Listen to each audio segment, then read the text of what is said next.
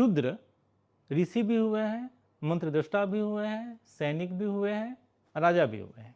अब आपको मैं एक 2-4 मैं आपको उदाहरण मैं दे रहा हूँ।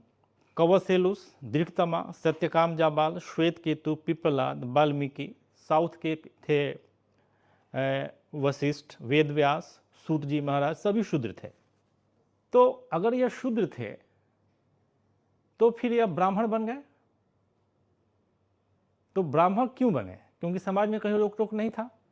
आप किसी भी वर्ण के पिता के पुत्र हों, आप अपनी क्षमता के आधार पर, अपनी रुचि के आधार पर किसी दूसरे वर्ण में आप जा सकते हैं। ये एक फ्रीडम था हमारे समाज में, कहीं कोई उसमें रिस्ट्रिक्शन नहीं था, जैसा कि प्रायः बताया जाता है।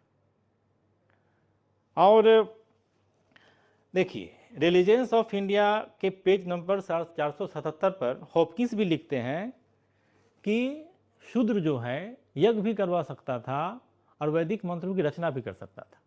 और इसके साथ ही अनेक ग्रंथों में आपको एक कल्याणी वाक्य पूजा पाठ में उसका यूज किया जाता है। तो कल्याणी वाक्य में जो है सभी वर्णों के कल्याण की बात कही गई है, इंक्लूडिंग शूद्रास।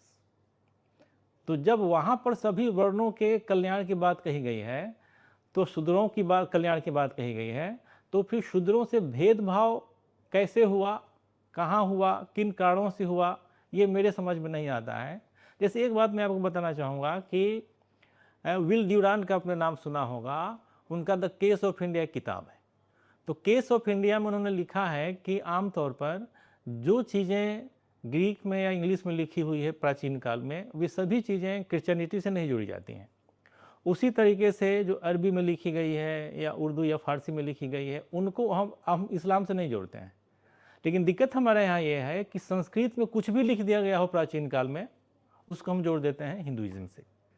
केवल गौतम सूत्र में या एक आध और किताबें हैं, उसमें जो है शूद्रों के खिलाफ बातें कही गई हैं डेफिनेटली। लेकिन वहीं पर अनेक ऐसे ग्रंथ हैं जहाँ कि उनके समर्थन में बातें कही गई हैं, उनको वह राइट दिया गया है। तो जो एक जगह यह कहा गया है कि उनको ये राइट नहीं देना है, उसको आपने हिंदू धर्म का पार्ट बना लिया, और जहाँ पर कहा गया है उसके बारे में बात नहीं करते हैं।